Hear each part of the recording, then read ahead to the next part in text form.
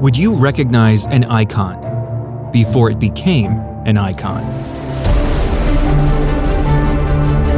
Creating a brand identity is not unlike building a landmark.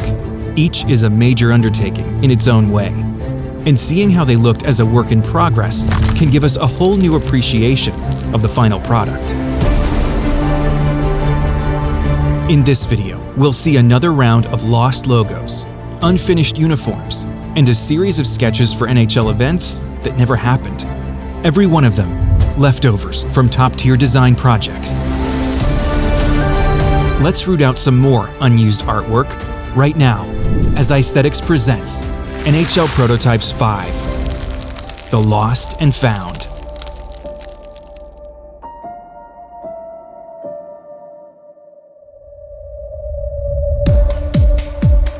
I started the last episode of this series with a look at some online portfolios from creative professionals who have done work for the NHL over the years.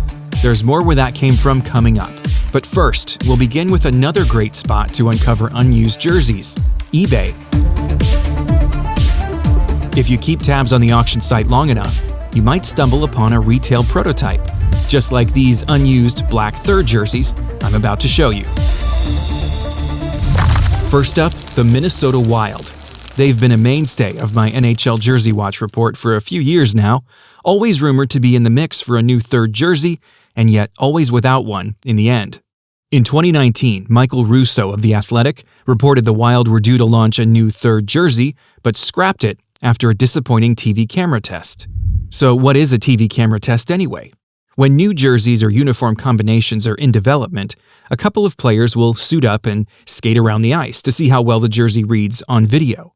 In this example from NHL Studios, the league apparently tested a color versus color matchup between the Sharks and Hurricanes. Personally, I hope one day we do get to see this red versus teal combination in a game. Now check out these two unused Wild jerseys put up for sale on eBay by mjoseph27. The seller didn't say where the jerseys came from and didn't respond to my request for some background information. Now, if these were in fact two designs under consideration in 2019, it's easy to see why they might not have fared well on TV. They're just too dark. And who's asking for a black Wild jersey anyway? Let's look at this one first. Minnesota's green is just too dark to be used in stripes against a black base color. But there are some cool Adidas-made details we never got to see. The embossed stars on the sleeve stripes resemble the shooting star from the wilderness scene in the team's primary logo. The captain's patch is outlined in the shape of Minnesota, and we do see the team's previous third jersey wordmark serving as the crest once again. We can also see the chest stripe wraps around the back, unlike the stripe on their green home sweater. Now let's look at the other one. Same crest, same captain's patch, and same black base, but no center stripe. And all of the dark green elements, the stripes and shoulder yoke, are bordered in the Wild's wheat color to create some definition against the black. We also see a hanger effect in the collar that reads State of Hockey, and the team's State of Hockey secondary logo on the right shoulder. The only time we've seen that logo on a Wild jersey was at the 2016 Stadium Series. This design has better contrast than the first one, but I still think the black and green would be difficult to distinguish on TV, hence the rejection of these designs. But what we're looking at here are not Adidas game jerseys. These are breakaway replicas made by Fanatics, as we can see from the retail tagging and the flat, reflective material used on the crest. While it may seem like a jersey would have to be finalized and approved at the authentic level before a replica was made, the fact is both versions need to be in development simultaneously in order to be ready to go on sale at the same time. Somehow, these rejected replicas managed to make it out into the world, and it's nice to finally have proof that a Wild third jersey was really in the works. But that's not all this eBay seller had to offer. This is the third jersey the Carolina Hurricanes launched in 2018, black with a new hurricane flag crest. And here's the prototype found on eBay. The biggest changes are the dark gray cuffs on each sleeve and solid red stripes instead of the heathered red that we saw in the final version. Late in the 18-19 season, the Tampa Bay Lightning launched this black alternate with a shimmering silver crest and some unique detailing that resembles a gradient from a distance. This jersey is, from a design standpoint, one of the most innovative jerseys that you'll see in the NHL. But that innovation was not always a given. This breakaway replica is an unused version of a jersey that appears to borrow the more basic striping from Tampa's primary uniforms. But look closer. It's tough to tell from the way the jersey is hanging, but the sleeve stripes seem to break just beneath the number, creating an effect that echoes the lightning bolt in their logo. It might have looked something like this. Just last year, the same eBay seller had this Calgary Flames jersey, another breakaway replica of a design we never saw on the ice. In 2020, the Flames went full retro, but retained their previous home jersey as an alternate. In this edition, it looks like the team thought about making a few tweaks, removing the vertical stripes from under the arms and shifting the flags of Canada and Alberta from the shoulders to the back of the collar in order to make room for the shoulder patch from their 2013 third jersey. I think these all would have been welcome changes. Instead, Calgary kept its pre-existing design for one more season and then retired it for good. Then from a different seller on a different website, we got a sneak peek at this unused third jersey design for the New York Islanders. Navy blue with orange sleeve stripes bordered in white and a modern minimalist version of their traditional crest without the map of Long Island. You have to wonder if this design had been adopted as planned in 2021, would it have eventually replaced their current primary logo? If we want to roll the clock back a bit more, we can see some of the designs the Islanders considered ahead of the shift to Reebok Edge in 2007. I showed you these versions in a previous episode. But check out this design with a more prominent crest and a thin white stripe on each sleeve. This one also includes gray piping around the waist to match the shoulder yoke, a seemingly odd choice that did not make it into the final product. While we're talking Reebok Edge, the Detroit Red Wings Winter Classic appearance in 2009 delivered one of the all-time great outdoor jerseys, a throwback to 1926 when the franchise was founded as the Detroit Cougars.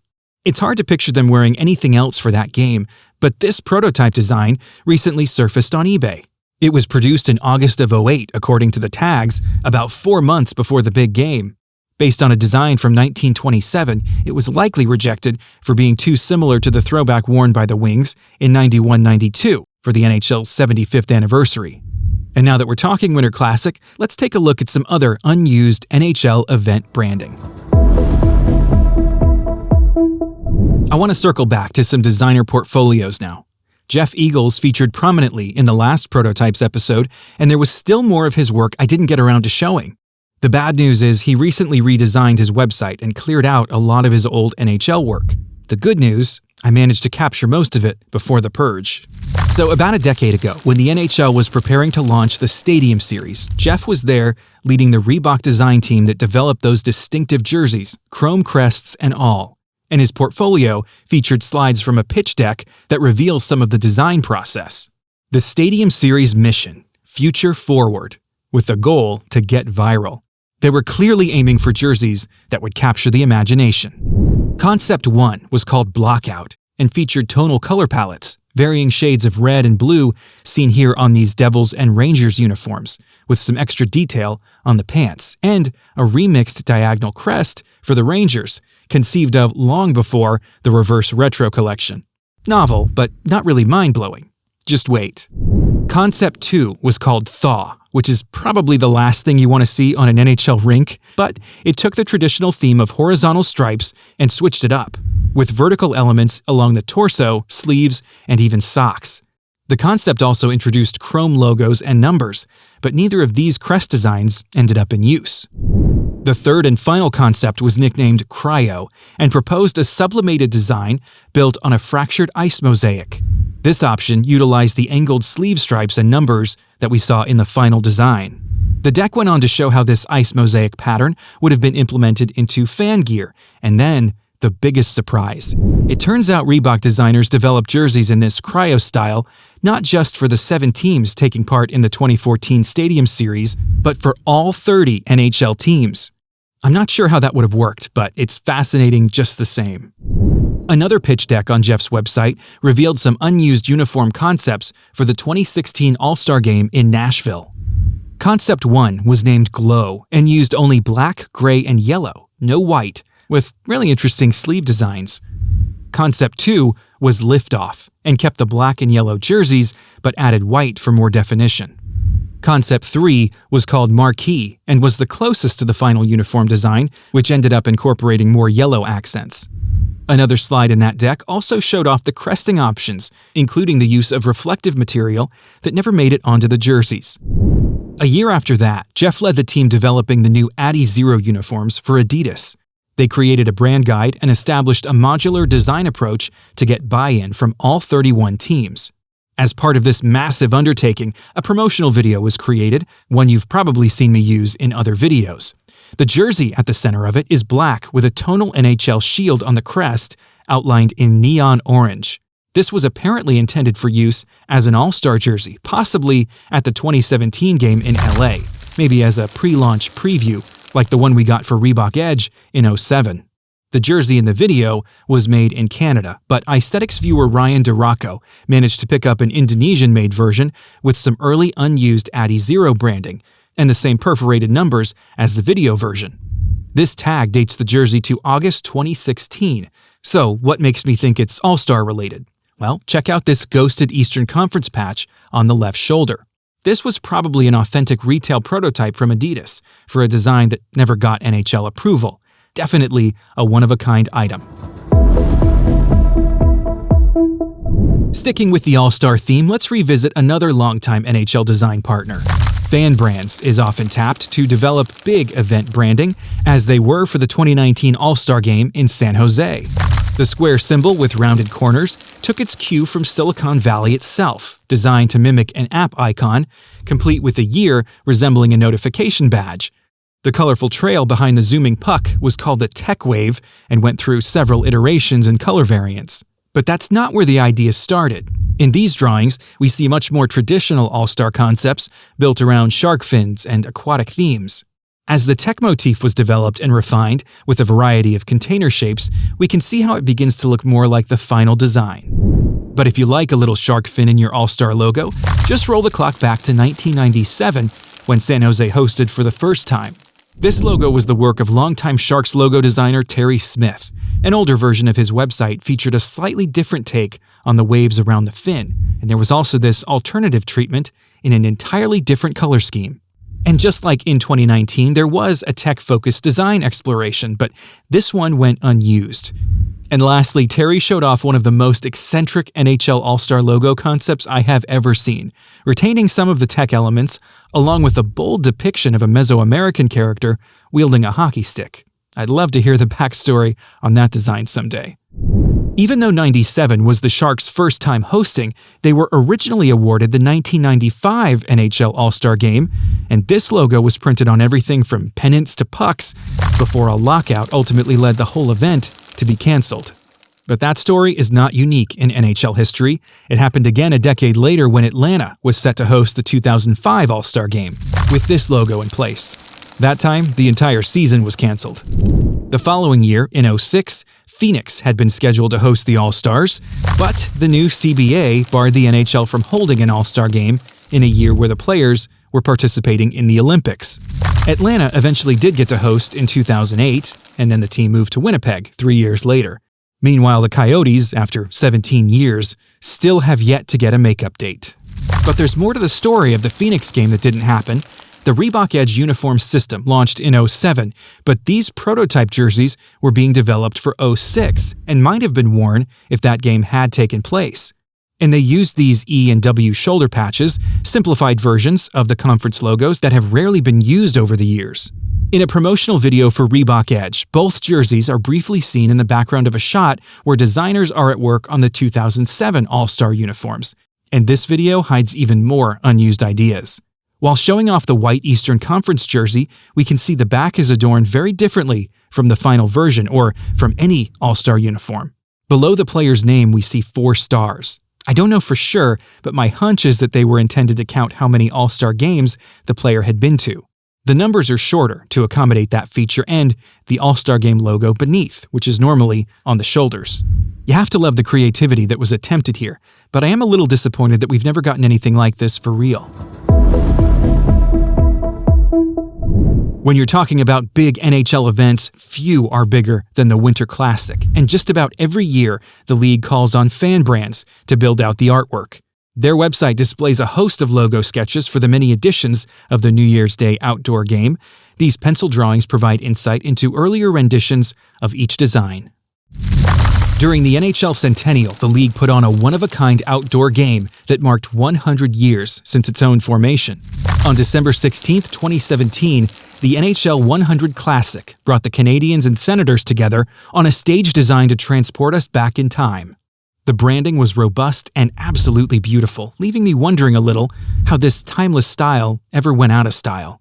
Fan brands provided insight into the creation of the mark at the center of the identity package with some early drawings of what would become the primary logo, and revealing that it might have initially been set to take place in 2018 instead. Another event, the Global Series, takes the NHL overseas during the regular season. The branding has been very consistent since it launched in 2017, but these sketches show off a number of interesting ideas that did not make the cut, along with the inspiration for the type design and a peek behind the curtain at how that lettering was constructed. As we wrap up the fan brands portion of this video, I wanted to highlight their work on the 2016 Heritage Classic in Winnipeg. Their mood board featured a lot of classic aeronautic imagery, and here we can see some variants on their primary logo design. But the look that really caught my eye was this one, which would have been an absolute standout among Heritage Classic logos. Let's revisit another designer from my last episode. Justin Wright led the NHL's Creative Services Department as they developed the branding for the 2018 Stadium Series at Annapolis. In this tweet from 2017, Justin gave us a glimpse inside his sketchbook to reveal some of the logo's creative possibilities.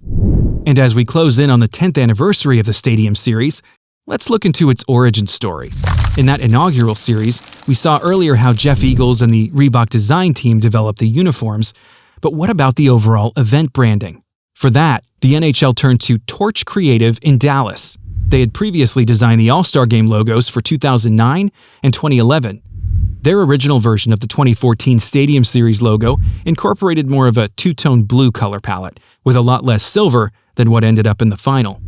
But Torch's best-known NHL work may be the redesign of the Stanley Cup Playoffs logo in 2008. These pencil sketches show how that long-running design came to be. Sadly, it was retired in 2022. Being a local firm, Torch was also hired by the Dallas Stars to create a handful of logos for some team initiatives, including their 20th anniversary. Then in early 2013, the company tweeted out some logo concepts they worked on for a possible rebrand, and a week later made some revisions based on fan feedback. It's not clear whether the Stars commissioned these designs or Torch did them just for fun, but either way, it's an example of an NHL creative partner sharing their vision of the future. One more item of note from them, the 2020 Winter Classic was held in Dallas, and while Torch was not hired to build the branding, they did design a logo anyway. How do you think it stacks up with the real one from Fan Brands? Well, as this extended episode of NHL Prototypes winds down, I want to focus on a few teams in particular. First, the Ottawa Senators. The founding of the franchise in the early 90s was traced in the documentary Don't Back Down, which you can watch right here on YouTube. This logo was prominent throughout the campaign to bring the Senators back to Canada's capital, and a variety of generic jerseys were used in promotional efforts. At some point, though, organizers began developing specific concepts for the future club. Green accents were used in most of these drawings, while other sets focused more on red and black alone. You can't deny the creativity seen in most of these jerseys. They would stand out even in today's NHL. The Peace Tower logo, however, was not working for the NHL. Once the franchise was officially awarded, the league pressed them to come up with something more visually interesting. Don't Back Down reveals a collection of the sketches that were put on paper, a combination of bolder peace towers and some regrettable 90s design tropes with action lines and 3D effects.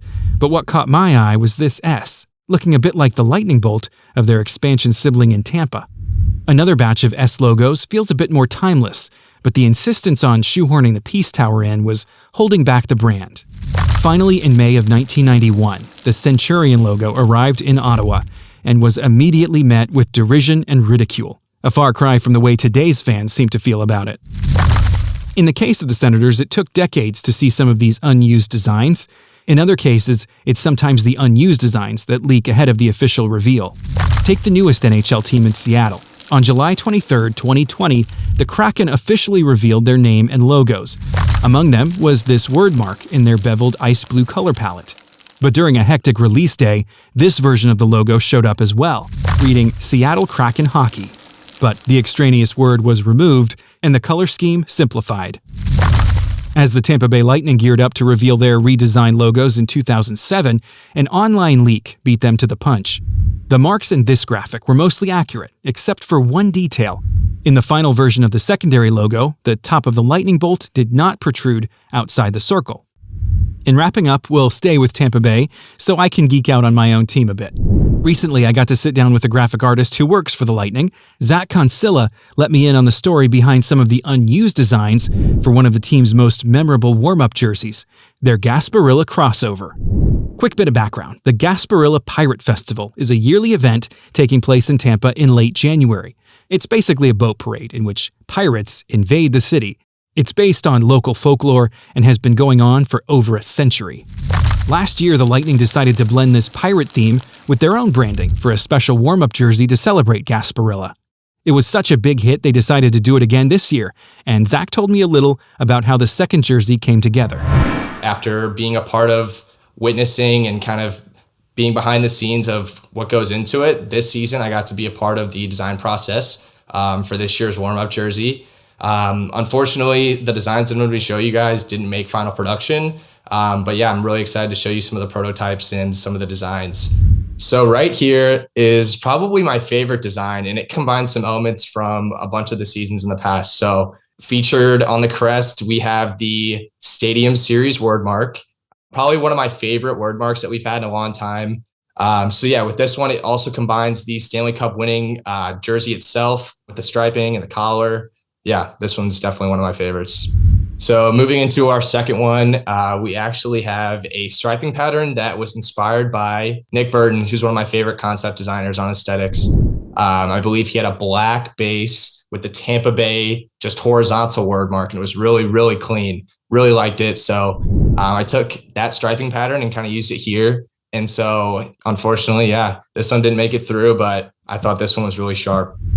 And then this one features the ship wheel on the front, which I actually think could look cool. I know some people, especially Lightning fan, the fandom doesn't prefer to see the alternate crest on the front. I'm not really sure why that is, but I think this looks really sharp. I think it fills the jersey very nicely. This is a look that I was really excited to show. So even though it was just a warm-up jersey, I loved getting to see some of the other designs the team considered, and it makes me wonder if we could see more on a future third jersey. If you'd like to see my extended interview with Zach, that will be available soon, but only to channel members. So if you haven't joined yet, now is a great time. Members at both the Insider and Icon levels will have access to that full interview. Speaking of which, I want to take a moment to thank the members of the Aesthetics channel with a special stick tap to the icons. You guys are the best. Thank you for your amazing support of my work. And that does it for episode 5 of NHL Prototypes. If you enjoyed it, leave a like before you go, and for more videos like this, be sure to subscribe. That's all for now. Thanks for watching, and see you next time.